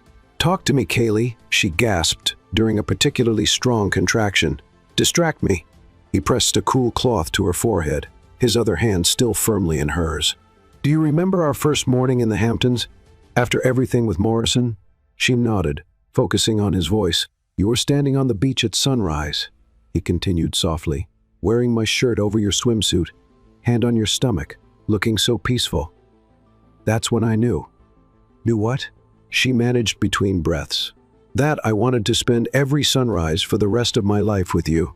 His voice roughened with emotion. Not because of the contract, not because of the babies, but because you make every moment better just by being in it. Tears mixed with sweat on her cheeks. Save the romance for when I'm not trying to push out your children, she teased weakly. His laugh was interrupted by Dr. Reynolds returning. All right, Mrs. Chosen, you're fully dilated. Time to meet these boys. What followed was intense and wonderful and terrifying all at once. Isel held her hand through every push, whispering encouragement and love. When their first son's cry pierced the air, his breath caught audibly. He's perfect, Doctor, Reynolds announced, placing the squalling infant briefly on Kaylee's chest before whisking him away for quick checks, and his brothers right behind him. 4 minutes later, their second son arrived, his cry just as strong as his brother's. Kaylee collapsed back against the pillows, exhausted but elated, as the medical team cleaned and examined both babies. They're both healthy, Dr. Reynolds assured them. Good size for twins, 6 pounds 2 ounces, and 6 pounds even. Ready to meet them properly? Isel helped Kaylee sit up as the nurses brought their sons, now cleaned and swaddled. The moment the first baby was placed in her arms, everything else fell away, all the conspiracy, the danger, the contracts and business deals that had brought them here. There was only this, their perfect boys, their love, their family. Aiden, she whispered to the baby in her arms. They'd chosen names weeks ago. Isel cradled their second son, looking down at him with wonder. Ethan, he murmured, then laughed softly as tiny fingers gripped his thumb. Strong already, like their mother. Like both of us, she corrected, looking up at him with tears of joy. We did this together. His eyes met hers, full of love and amazement. We did everything together, from that first meeting in my office to this moment right now. He shifted carefully to sit beside her on the bed, arranging Ethan so both twins were close together. You gave me so much more than an heir, Kaylee. You gave me a family, a real one. She leaned against his shoulder, watching their sons. Aiden had her green eyes. Ethan had Isel's steel gray, both with their father's dark hair and her delicate features, perfect combinations of them both. Your sister's outside, a nurse informed them softly, along with Mr. Chen and your security team. They're rather insistent about meeting the newest chosen. Isel looked to Kaylee for permission. At her nod, he called them in. Rain entered first, tears already flowing as she saw the babies. Oh, big brother, she whispered, moving to kiss Isel's cheek before gently touching each nephew's tiny hand. They're beautiful. Marcus stayed by the door, professional as always, but his smile was genuine. Congratulations, sir, ma'am. Security report. All clear, and the FBI has doubled patrols until you're ready to return home. Thank you, Marcus, Isel said warmly. For everything. Their friend, he had become that, through all they'd faced together, nodded in understanding. As their small circle of trusted people took turns holding the twins, Kaylee watched Isel. He never moved far from her side, his attention constantly split between their sons and her. A quiet comfort. The fierce protectiveness she'd first glimpsed during their wedding night had evolved into something even stronger, a deep, unshakable devotion to his family. Later, when they were alone again, with their sleeping sons in their hospital bassinets, Isel pulled something from his jacket pocket, a familiar velvet box. I had this resized, he said softly, opening it to reveal her engagement ring, the one he'd given her that first day. I thought maybe it's time to make things official. No contracts this time, just us, our boys, and a promise of forever. Kaylee's heart swelled as he slipped the ring onto her finger. I thought we were already official, she teased gently. The first time was a business arrangement that turned into love, he murmured, pressing a kiss to her knuckles just above the ring.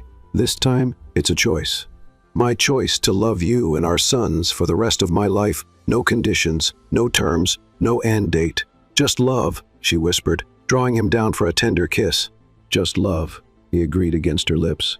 A small cry from one of the bassinets interrupted them. Isel moved immediately to check on the twins, lifting Aiden with practiced gentleness. Hungry already? He asked softly, bringing their son to Kaylee.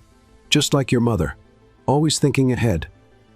As she settled Aiden to nurse, Ethan began fussing too. Soon, Isel was seated beside her on the bed, cradling their second son as he waited his turn. I never thought I could have this, he admitted quietly, watching their children with wonder.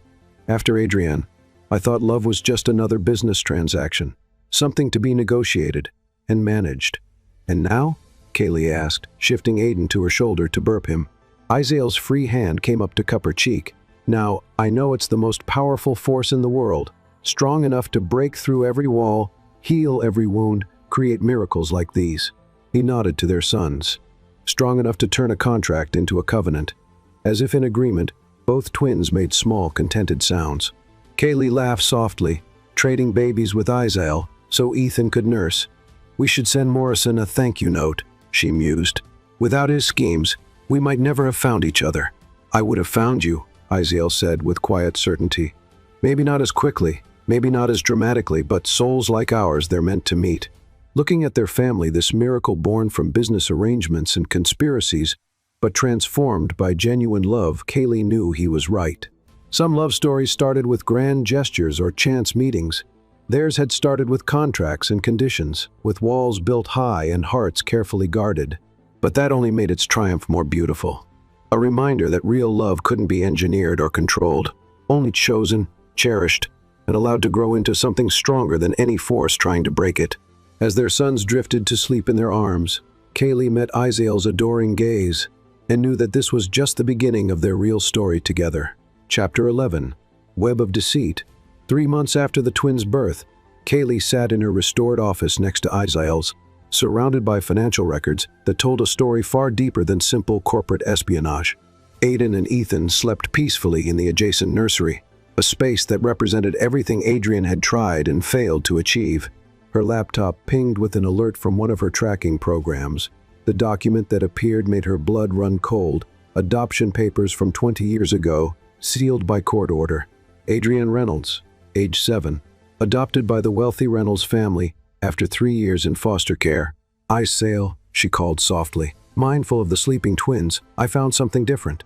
He appeared in her doorway instantly, attuned to her voice after months of marriage and parenthood. His expression shifted as he read the documents over her shoulder. "She never mentioned being adopted," he said quietly. "There's more." Kaylee pulled up additional files. The Reynolds were major shareholders in a fertility clinic chain. They adopted Adrian after failed IVF treatments. She highlighted a particular section. "What's the clinic name?" "Phoenix Medical Group," Isael read, understanding dawning in his eyes. "Project Phoenix wasn't just about corporate takeover," Kaylee said. She brought up more records. "Look at these incorporation papers for Morrison's shell companies. They're dated 3 years ago, before you even met Adrian. But the witness signatures, these are dated exactly 1 week after the Reynolds fertility clinic chain went bankrupt." Isael leaned closer to read. "After failing FDA approval for experimental treatments designed to guarantee multiple births," Kaylee added. Her hand moved protectively toward the nursery where their sons slept. Adrian wasn't just working with Morrison for money or power. This was personal. Isael sank into the chair beside her desk, running a hand through his hair. "She approached me at that charity gala, said it was coincidence. It wasn't." Kaylee's fingers flew across the keyboard, connecting more dots. The Reynolds lost everything in the clinic bankruptcy, but Adrian had already made connections through their social circle. "She knew you were looking to expand chosen industries into medical research, the perfect target." Isael's voice held a mix of anger and something like pity. A company with resources to fund research, a CEO she could manipulate through marriage. But it went deeper than that. Kaylee pulled up psychological evaluations from Adrian's childhood. Look at her adoption interviews. Every foster home, every potential family she was obsessed with, proving her worth through success. The Reynolds chose her because she was already exceptional at 7, top grades, perfect behavior, the perfect daughter to replace the children they couldn't have. And when their fertility empire collapsed, Isael realized she decided to rebuild it herself, but bigger, more ambitious. Kaylee brought up more files. Morrison wasn't just a business partner. His mother ran one of the Reynolds clinics. He understood Adrian's drive to prove herself, to fix what her adoptive parents had lost. Her laptop pinged again, an email from an encrypted source. The message was simple. "Family isn't about blood. You, of all people, should understand that. Adrian, she's monitoring our searches," Kaylee whispered. "She wants us to know." Before Isael could respond, her computer flooded with documents, private journals, medical records, research notes spanning decades. "My parents chose me because I was perfect." Adrian's voice came through their office speakers, making them both tense. "Then they lost everything, trying to help other families have perfect children. But they were thinking too small. Security teams burst in, tracking the signal, but Adrian continued. Project Phoenix isn't just about fertility drugs or corporate takeover. It's about control, the power to give or withhold the one thing everyone wants: family. Her laugh was bitter. You think you won because you have your perfect twins? Those boys are just the beginning. Our formula works, and soon every desperate couple, every failing fertility clinic, every adoption agency will come to us. Isaiah moved to the nursery door, positioning himself protectively as Marcus and his team swept the offices. Kaylee followed, needing to be close to their sons. You don't understand family at all, she told Adrian's disembodied voice. It's not about perfection or control. It's about love. Love? Adrian scoffed. Love is weakness. Look what it did to my parents, bankrupted by their love for potential children. Look what it did to the great Isaiah chosen, melted by a contract wife and engineered twins. You're wrong, Isaiah said quietly, deadly. Love made me stronger, made us stronger. The twins stirred, perhaps sensing the tension. Aiden's small whimper had both parents moving instantly to comfort him. How touching, Adrian's voice dripped sarcasm. But while you're playing happy family, our research continues. Those backup files you think are safe? Check again. Kaylee rushed to her computer, finding entire servers wiped clean. But something felt off. Wait, she said suddenly. These deletion patterns, they're familiar. Her fingers flew across the keyboard, following a hunch. The original Project Phoenix files, the ones stolen from the FBI, they weren't stolen at all. Understanding dawned. You planted them, she told Adrian. Let them be stolen so we'd focus on recovery while you launch something bigger. Very good, Adrian purred. I trained as a financial analyst too, remember? Before the Reynolds lost everything, I know how minds like yours work. But Kaylee was already tracing the real data trail, using skills she'd developed over months of cat and mouse games. The new research facilities, the mass production plans, they're not in Singapore, she said. Isaiah warned, recognizing her tone. Kaylee, they're right here, she continued, triumph in her voice, hidden in plain sight. The old Reynolds Clinic buildings, converted under shell company names. So obvious, no one looked twice. The silence on the speakers was deafening. That's why you're making this personal. Kaylee pressed her advantage, because in a few minutes, FBI teams will raid those facilities. Your parents' legacy, your life's work, all exposed. You understand nothing, Adrian hissed. Those clinics were my home, the only place I ever belonged. And you, with your perfect little family, had to fight for every bit of it. I did, Kaylee interrupted firmly. Against your schemes, your manipulations. But that's the difference between us, Adrian. I chose love. You chose control. Control is the only thing that lasts. Adrian's voice turned cold. But don't worry. You'll understand soon enough when your perfect twins start showing unexpected effects from our treatments. When every mother who wants guaranteed multiples comes begging for our formula. It's over, Isaiah cut in, his voice pure ice. FBI teams are moving now. Morrison's already in custody. Even James Hartford is cooperating. James? For the first time, Adrian's composure cracked. He wouldn't. He knows what this means to me. He knows you used him, Kaylee said quietly. Like you used everyone. Because you never learned the real meaning of family. The speakers went silent. Moments later, Marcus received confirmation. Adrian had been arrested trying to destroy evidence at one of the clinic sites. In the sudden quiet, Ethan began to fuss. Kaylee lifted him gently, breathing in his sweet baby scent as Isaiah cradled Aiden. She actually pitied us, she said softly. Thought love made us weak. She never understood. Isaiah pressed a kiss to Aiden's dark hair. Real family isn't about perfect children or guaranteed results. It's about this choosing each other every day, through every battle. The twins, as if sensing the moment's importance, reached for each other across their parents' arms. Even at 3 months, their bond was obvious not because of engineered genetics, but because of the love that surrounded them from conception. We should help her, Kaylee said suddenly. Not legally, she has to face consequences, but she needs to understand about family, about love. Isaiah studied her with tender amazement. This is why I love you. Your heart stays open, even after everything. Our boys deserve to know that story, she replied. How love transformed a business contract into a real family. How their Aunt Rain welcomed me instantly. How Marcus became more than just an employee, and how their mother's brilliant mind and beautiful heart melted the Ice King completely. Isael added softly, as their sons drifted back to sleep, safe in their parents' arms. Kaylee reflected on Adrian's words about perfect families. She hadn't understood. Perfection wasn't in genetic engineering or guaranteed outcomes. Perfection was in these moments. Twin boys created by science but nurtured by love. A marriage arranged by contract but sustained by choice. A family forged in conspiracy's fire but tempered by unwavering trust.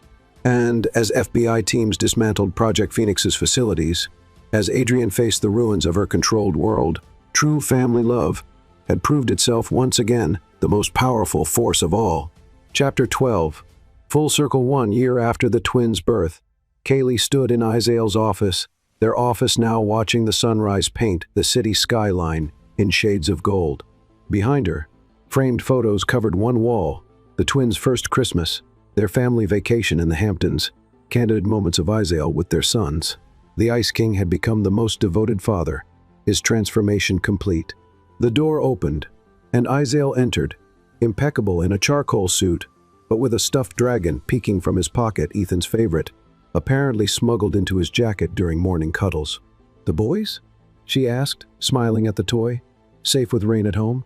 Security confirmed. He moved to kiss her softly. "Ready for this?" Before she could answer, Marcus appeared in the doorway. "She's here." Adrian Hartford sat in the conference room, designer clothes unable to hide the strain of a year in custody. Her perfectly manicured nails drummed the table as she waited, flanked by FBI agents. "Remember," Isael murmured as they approached, "she'll try to manipulate us. That's all she knows." Kaylee squeezed his hand. "She doesn't know us at all." They entered together, united and strong. Adrian's eyes narrowed at their clasped hands, at the obvious love between them. "Well," she said smoothly, "isn't this cozy? The happy family. Why are you here, Adrian?" Isael's voice was ice. "Your lawyers said you had information about Morrison's plans." "Straight to business." Adrian smiled coldly. "Some things never change, though clearly some things do." Her gaze raked over Kaylee, the Ice King melted by love. "Who would have thought?" "The information," Kaylee prompted firmly, "about the stolen formulas." "Ah, yes, Project Phoenix," Adrian leaned forward. "Did you really think it was just about fertility drugs? About giving you twins to secure the succession?" "We know it was bigger," Isael stated. "Mass production, illegal compounds, testing, human experimentation," Kaylee finished, disgusted, "without consent or oversight. For a greater purpose." Adrian's mask slipped, showing real conviction. "Do you know how many families we could help? How much money there is in guaranteed multiple births?" "At what cost?" Isael demanded. "Using my company, my marriage, my children as test subjects?" "Using everything available," Adrian shot back. "Like you taught me, the Ice King, remember? Everything is a transaction. Everyone has a price." "You're wrong." Kaylee's voice was quiet but firm. "Love isn't a transaction. Family isn't a commodity. And Isael was never what you thought." "No?" Adrian laughed bitterly. "Then why did he marry me? Why did he marry you?" "Contracts, conditions, carefully negotiated terms." "Because you taught me to fear love," Isael interrupted, "to treat it like business." But Kaylee, he looked at his wife, eyes softening. "She taught me to trust it instead." Adrian's composure cracked slightly. "How touching, but irrelevant. Morrison has the formulas. Production starts next month in Singapore. By the time your FBI friends find the facility, it'll be too late." "You mean this facility?" Kaylee pulled up documents on the conference room screen. "The one FBI teams are raiding right now? Or these?" More documents appeared. Every shell company, every hidden account, every connection between Morrison, Hartford Global, and Project Phoenix. "Impossible," Adrian whispered. "Those records were encrypted. You forgot who you're dealing with," Isael said coldly. "My wife isn't just the mother of my children. She's the best financial analyst in the business. And unlike you, her loyalty can't be bought." "We found everything," Kaylee confirmed. "The original conspiracy with Morrison, the long-term plan to infiltrate chosen industries, the illegal research, the unauthorized trials, all of it. Morrison's been arrested at the Singapore facility," Marcus added from the doorway, along with James Hartford and their entire research team. Adrian's face went pale. "You don't understand. I needed this. James, he's leaving me. The company's failing. I need my help," Isael finished. Understanding dawned. "That's why you're really here." Not to share information, but to ask for help saving Hartford Global. You owe me that much, she said desperately. After everything we shared, I owe you nothing, Isael stated firmly. What we shared was a lie. Every moment, every promise, all part of your scheme with Morrison. And now Adrian's eyes turned calculating again. You'll let Hartford Global fail. Think of the stockholders, the employees. Already handled, Kaylee interjected. Chosen Industries is acquiring the legitimate parts of Hartford Global. The employees are protected. The illegal research facilities will be converted to proper medical research centers. She smiled slightly, focusing on ethical fertility treatments. Ironically, Adrian stared at them, seeing at last what she'd never understood. True partners, stronger together than any scheme or manipulation. Take her back to custody, Isael told the FBI agents. We're done here. As Adrian was let out, she paused. You really love her, don't you? This wasn't just another contract. No, Isael agreed, pulling Kaylee close. This is everything you never understood about love. It's not a weapon or a weakness. It's strength, choice, trust, and family. Kaylee added softly, thinking of their sons at home. Family. Adrian's shoulders slumped in genuine defeat, not from the legal consequences, but from finally seeing what she'd never had. Real love, freely given and returned. Later, at home, Isael and Kaylee lay on a blanket in their garden, watching their sons play. Aiden was attempting his first steps, while Ethan crawled determinedly after butterflies. Happy? Isael asked softly, pulling her closer. Complete, she corrected, tilting her face up for a kiss.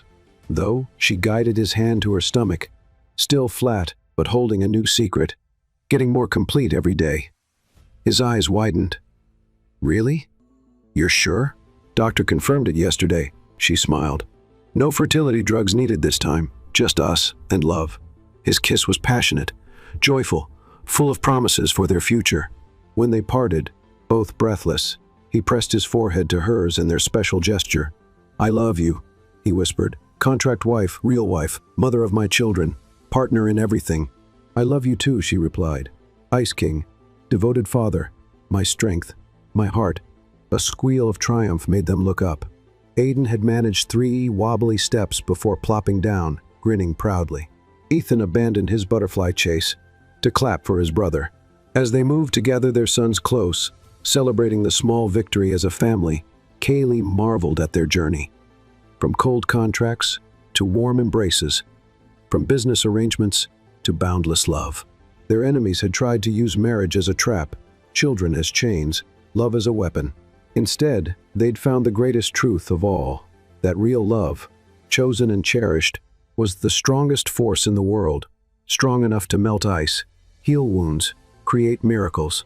And as the sun set on their perfect moment, painting the garden in shades of promise, Kaylee knew their story was really just beginning. For love, real love had no ending at all.